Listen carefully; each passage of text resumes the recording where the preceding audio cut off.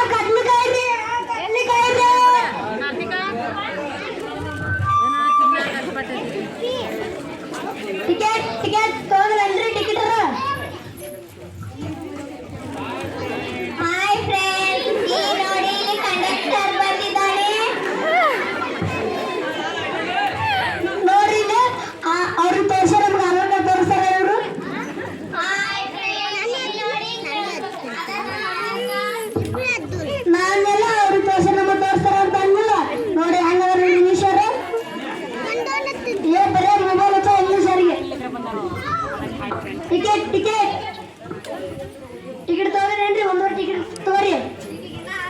ಈಕೆಗೆ ಇನ್ನ 6 ವರ್ಷ ಆಗಿಲ್ರಿ.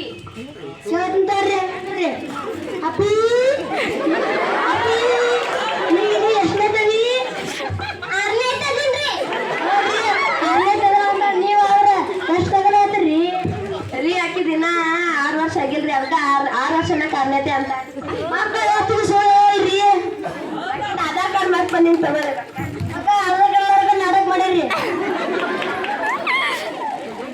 ಟಿಕೆಟ್ ಟಿಕೆಟ್ ಟಿಕೆಟ್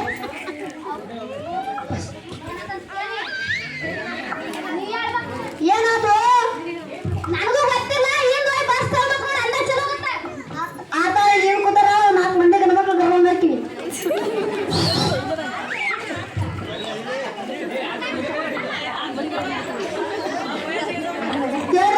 ಕೇಳ್ರಿ, ಈಗಂದ್ರೂ ಬಸ್ ಕೆಟ್ಟೈತಿ. ಒಂದು 4 ಮಂದಿ ನೀನ್ ಬಂದು ಒತ್ತಿದ್ರೆ ಬಸ್ ಚಲೋ ಆಗುತ್ತ. ಬರ್ರಿ, ಒಂದು 4 ಮಂದಿ. ನಾನು ಬರ್ಲೇನಪ್ಪ. ನೀ ಬಸ್ ಹೊತ್ತಿದ್ಲೆ ಒತ್ತಾಡಿ ಎಲ್ಲ ಕುಂದ್ರು ಇಲ್ಲಿ ಬರ್ತಾರ.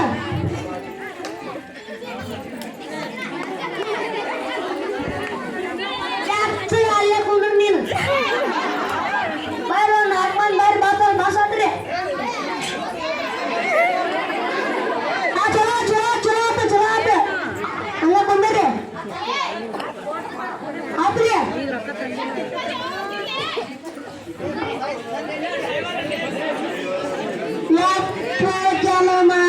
ಅವ ಕಡ್ಲಿಕಾಯಿ ಮಾರವ ಎಂತ ಗಡಿಗಳು ಬಸ್ ಹೋಗ್ತಾರೆ. ಟಾರ್ಪರ್ ಟಾರ್ಪರ್ ಗೊತ್ತವ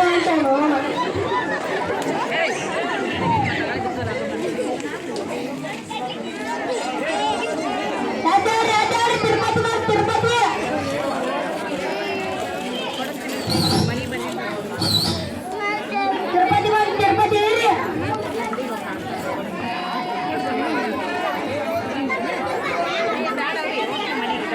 ಈ ಶಕ್ತಿ ಯೋಜನೆಯಿಂದ ಅನಾನುಕೂಲಗಳೇ ಜಾಸ್ತಿಯಾಗಿವೆ. ಪ್ರತಿನಿತ್ಯ ಓಡಾಡೋ ಸ್ಕೂಲ್ ಕಾಲೇಜ್ ಮಕ್ಕಳಿಗೆ ಎಲ್ಲ ಉದ್ಯೋಗಸ್ಥರಿಗೆ ತುಂಬಾ ತೊಂದರೆ ಆಗುತ್ತಿದೆ.